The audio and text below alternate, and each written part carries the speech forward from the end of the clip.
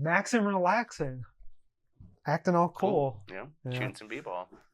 Should that get a sequel? Not a remake? Are you talking about Fresh Prince? Should we get like a...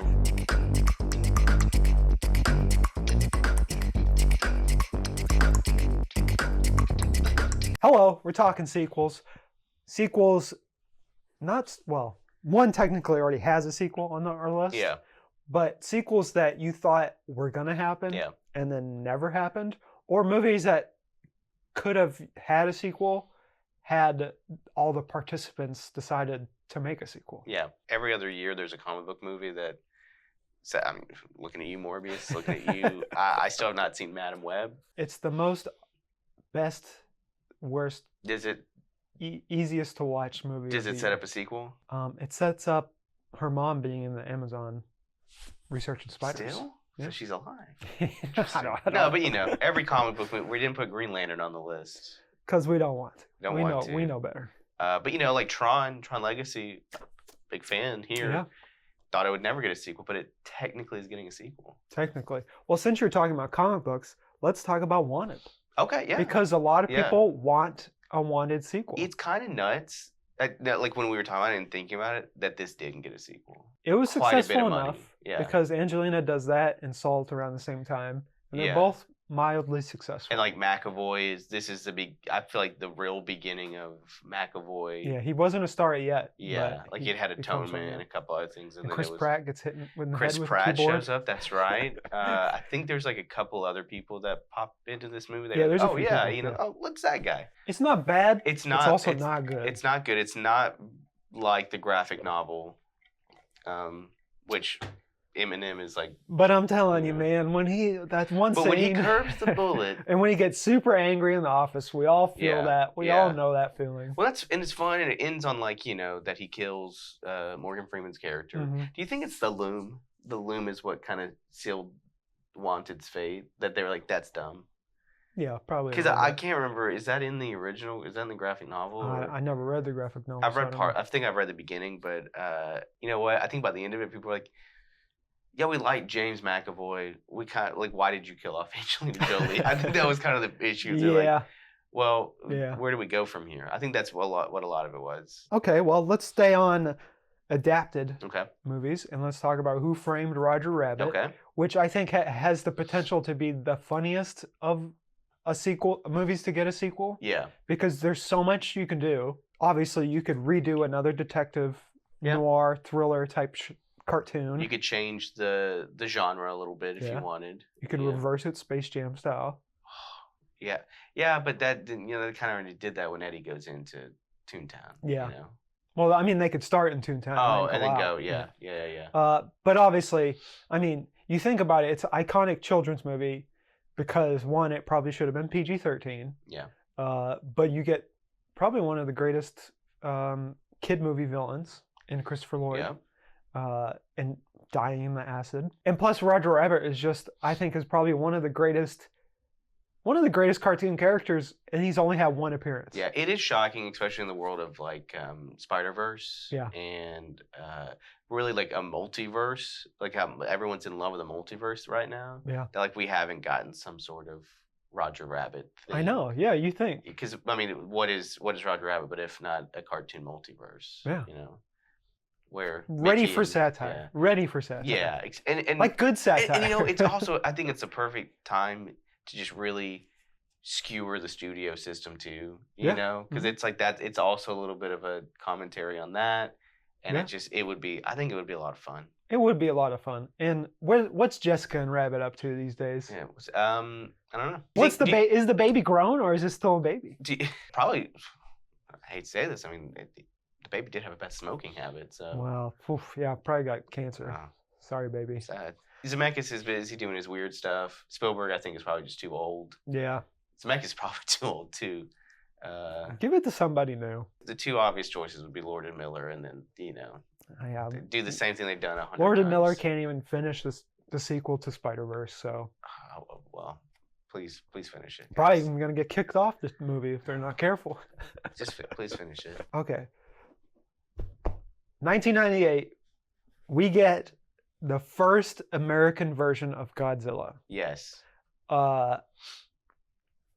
say what you will about the movie, say what you will about the marketing and a certain rap artist that was heavily in the marketing. Say what you will about Hank Azaria and Matthew Broderick. Hank Azaria, I still carrying argue, a movie. Hank Azaria is so good at Godzilla. No, he's good at it. He's great at Godzilla. Yeah. You know, size does matter. Remember that preview where Godzilla stomps on the T-Rex bones? There was a lot of marketing tie-ins to this movie. I can't remember what fast food place had Godzilla. Oh, it had to be Burger King. But this movie, maybe Taco Bell. As a kid, loved it. Yeah. I went back and rewatched it maybe like a couple years ago, and I could not finish the movie. It's bad. I watched this. I remember like I saw this in theaters. I had like the toys. I watched the TV show. Oh yeah, the TV show was awesome. Not bad. Yeah, it's not bad. But yeah, But I remember as a kid in the end where they go back through Madison Square Garden and there's one egg left. And I guess what I thought now thinking back is that's the Godzilla from the cartoon show, right? Could be, yeah. So do you think in the sequel they would have like he would have been a good Godzilla and they would have brought in like some messed up version of like Mothra or something? Yeah, they would have. That Roland would have been like, I've got the best idea. They would have ruined Godzilla even further if they got a sequel for this thing. It is an affront to Godzilla. Yeah, it's an affront to a lot of things. Yeah. In fact, I've just now remembered that it's Bob Dylan's son's band, the Wallflowers. They did a version of Heroes by David Bowie. It's just a strange movie. I think like Green Day's on the soundtrack. Yeah, the soundtrack. But they are also taking a riff from like Led Zeppelin. Like it is. Yeah, strange. But it is. All that to say, it is a well-designed movie. Yeah. The action pieces are cool. It is not a Godzilla movie. No. Though. So we put it on the list just because we want to see a timeline where there is a Godzilla sequel and what it looks like. Just for curiosity's sake. It's weird. It's so like I think we just need to like show more people this movie to be like, hey, yeah. I know you're tired of this Godzilla X Kong, Godzilla divided by Kong, and you think that Godzilla -1 rules, which it does. But man, just look what we had back in the day. Be thankful. What if Godzilla was a little stupid? What if Godzilla just a like a Komodo dragon, you know? Yeah, not as big as you think. Yeah. Remember when they can't find him in the city? Yeah, which is hilarious. It's just like I can't find him. Let's go to movies that could have been still happening. Similar to Godzilla, it's just we want to see what the sequel would be. Yeah, interesting. Jumper, which technically I guess has a spin-off. Impulse. Yeah, I don't know if it's a spin-off or it's just because Jumper is a book series. Yes. And so I don't know. I've heard it's within the same universe. It's in the same, yeah. And I just didn't know if it was like, no, this is just a book, or no, we are like Hayden Christensen exists in this universe. Yeah. So Jumper, obviously, Hayden Christensen, Samuel L. Jackson. He can jump. He can teleport. I love teleporting. Teleporting is cool. It is cool, and and this movie makes it look cool too. And in the 2000s, we got not only we get Jumper, but we got Nightcrawler as well. So yeah. So there was a lot of 2000s teleportation. Yeah. There was a lot to like. Jumper, I need to rewatch it.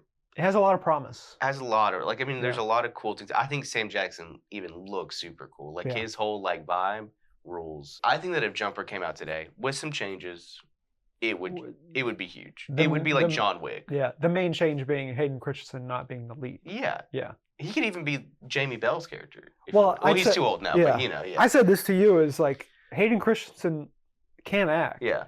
He just can't be what the whole movie hinges on. Yeah. Which is the problem with the prequels, Star Wars prequels, is that at a certain point it's like, you're doing all right. Yeah. But you don't need to be focused. Yeah, I'd like the record also to show that we don't hate Hayden Christensen, so all Star Wars weirdos just go away. I think Jumper could have gone the way of supernatural John Wick, of just there's these forces, or even the new Highlander. That it was definitely Highlander. It's very Highlander. It's a world building, and that this movie was kind of just supposed to be the beginning of this world. It's just interesting, Yeah. And it looks cool. And they fight in the Coliseum. It is pretty cool. The final fight where they're just teleporting around the world is pretty cool. Good. And Doug Liman is he can make good movies. Yeah, he can make bad movies. He definitely does make bad movies. See Roadhouse? I did, and it was not good. Not good. And there's fake CGI punch at the very beginning of it. Yeah, I just don't do. Speaking of a great beginning, Mm-hmm. Lemony Snicket in a series of unfortunate events. Yeah, I know a lot of Jim people. Carrey version. Yeah, I know a lot of people don't like this movie. I never seen it. You never seen it? It was. I was too old. I think I was maybe like at that good, like I was in that sweet spot of like I was middle school, but also I could understand a lot of the weird Jim Carrey jokes that he brought to it, and I understood like that it was kind of weird and kooky. Yeah. I don't know what it is about this movie that is so interesting to me because it is like, in theory and on paper, it's a good idea. It's like, hey, there are 13 books. Yeah. And we're gonna give each 13? Yeah, and the books weren't done yet when they started to make these movies, I'm pretty sure. Or maybe they were, I can't remember. Anyways, and they were gonna say, hey, we're gonna do all the books, but like each movie is gonna be about like 3 of the books. So we're gonna kind of condense a bunch of them. And do you know who else is like in this movie? No. Meryl Streep is in this movie. Well, she's got a cash check. Yeah, Billy Connolly's in this movie. Timothy Spall's in this movie. Like, there are like some great actors in this movie. Jim Carrey is fun as Count Olaf. Yeah, I think what killed it was the reviews, Yeah. and it did not do well at the box office. Yeah. Well, it did well, but for a Jim Carrey movie, it Yeah. did not do well. And I just think, we talked about this. We don't know how long it would have lasted. Maybe you get one sequel, maybe you get 2 sequels, but like Jim. This Carrey is around was never the time. gonna finish that. Yeah. Jim Carrey got burned out by Hollywood, got a little weird, very anti-vax for a little bit, and then the Sonic paychecks came running around, and he said, "Hey, I'm back, baby. I'll do 100 of these things." It's just, I think it would have just been interesting to see where, like, when and how they did it.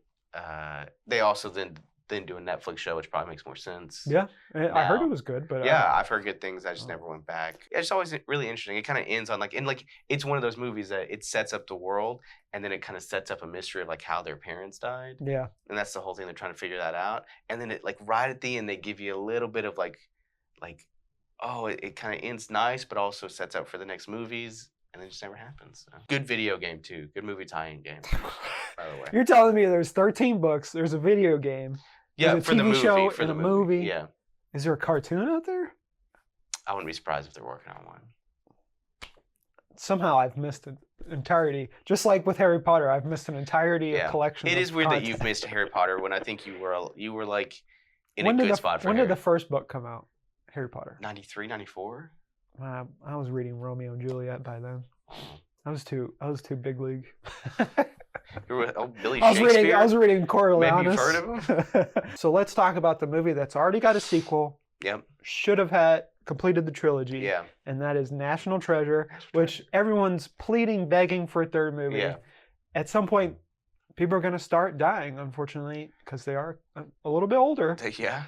John Voight he's in his 70s. Keitel is definitely not coming back. No, Even though, did he come back for the series?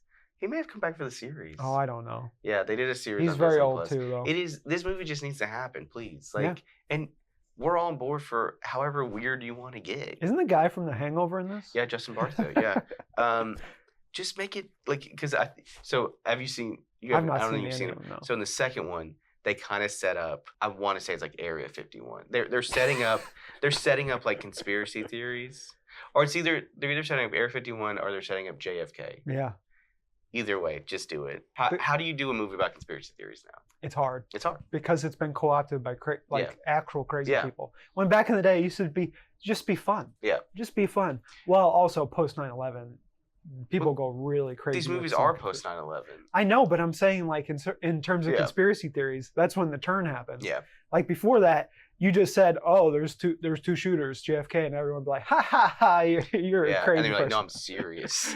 I I think it would be fun. I think Cage is like in a weird spot right now where it would just be, we have the chance to get the wildest movie. Disney calls and Nick's like, "Hey, yeah, I'll do it," and then he's like, "But on one condition," and he gets like the guy who did Pig and Quiet Place Day One. I mean, that would be a lot of fun.